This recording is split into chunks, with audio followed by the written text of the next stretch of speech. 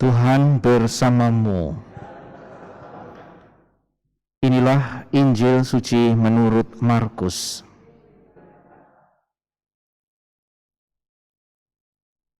Pada suatu malam Sabat, Yesus masuk ke dalam rumah ibadat di kota Kapernaum dan mengajar di sana. Orang-orang takjub mendengar pengajarannya, sebab ia mengajar mereka sebagai orang yang berkuasa, tidak seperti ahli-ahli Taurat. Dalam rumah ibadat itu ada seorang yang kerasukan roh jahat. Orang itu berteriak, "Apa urusanmu dengan kami, hai Yesus orang Nazaret? Engkau datang hendak membinasakan kami. Aku tahu siapa engkau, yakni yang kudus dari Allah." Tetapi Yesus menghardiknya, katanya, "Diam, keluarlah daripadanya."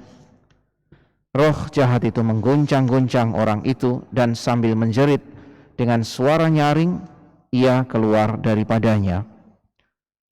Mereka semua takjub, sehingga mereka memperbincangkannya, katanya, "Apa ini? Suatu ajaran baru.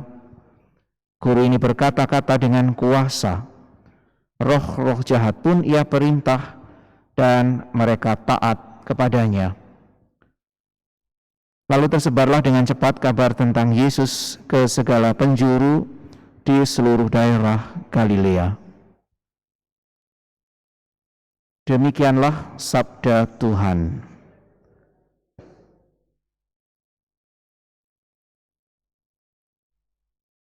Saudara sekalian yang terkasih, dalam rangkaian tahun liturgi yang baru, kita memasuki satu bagian awal kembali dari perjalanan pewartaan Yesus di tengah khalayak ramai.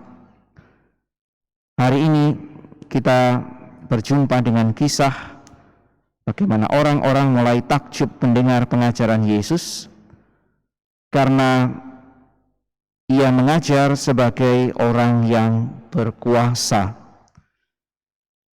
Sebagai perbandingan, bahkan tadi dikatakan kuasa yang ditunjukkannya itu tidak seperti ahli-ahli Taurat. Maka dalam salah satu contoh yang diberikan, kisah dilengkapi dengan pengusiran setan, pengusiran roh-roh jahat dari dalam diri seseorang. Tidak dikatakan bagaimana Yesus mengusir, hanya dikatakan bahwa Yesus menghardik. Tetapi kata-kata Yesus itu sudah cukup untuk menunjukkan kuasa ilahinya. Kita tahu bahwa setan atau iblis tentu saja adalah pihak yang berlawanan dengan Allah, sementara Yesus menghadirkan Allah sendiri. Lewat kata-katanya, orang merasakan sungguh kuasa itu terjadi.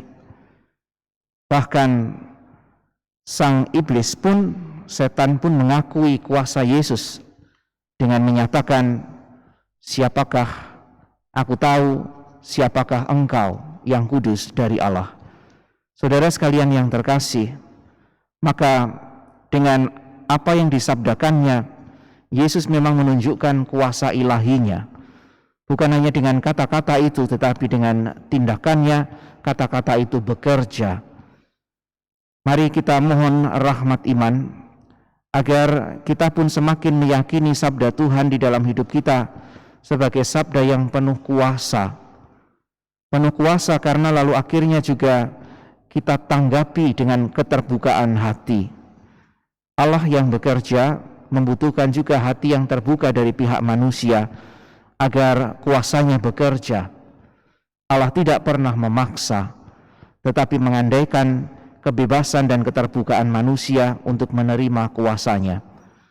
Dengan rahmat iman artinya kita menerima kebenaran bahwa sabda Tuhan itu memang memiliki kuasa. Kesulitan kita justru kerap kali kita mengabaikan sabda itu, atau bahkan mungkin memandang sabda hanya sekedar kata, tetapi tidak memiliki daya. Kita mohon rahmat iman agar sungguh semakin yakin kita akan sabda Tuhan, semakin besar kuasa itu bisa kita rasakan. Karena Allah senantiasa bekerja, juga dengan cara yang kerap kali tidak kita pikirkan. Sabdanya adalah sabda yang membebaskan, seperti ia tadi membebaskan orang dari kuasa jahat. Sabdanya adalah sabda yang menggembirakan, karena dengan sabdanya ia menghibur dan memberikan kepenuhan hati. Sabdanya juga kerap kali menjadi sabda pengampunan yang membebaskan orang dari ikatan belenggu kebencian atau hal-hal lain yang menjauhkannya dari Allah. Dengan rahmat iman, semoga kebenaran ini menjadi semakin kita rasakan, karena kita sungguh percaya bahwa sungguh Tuhan juga bekerja di dalam hidup kita.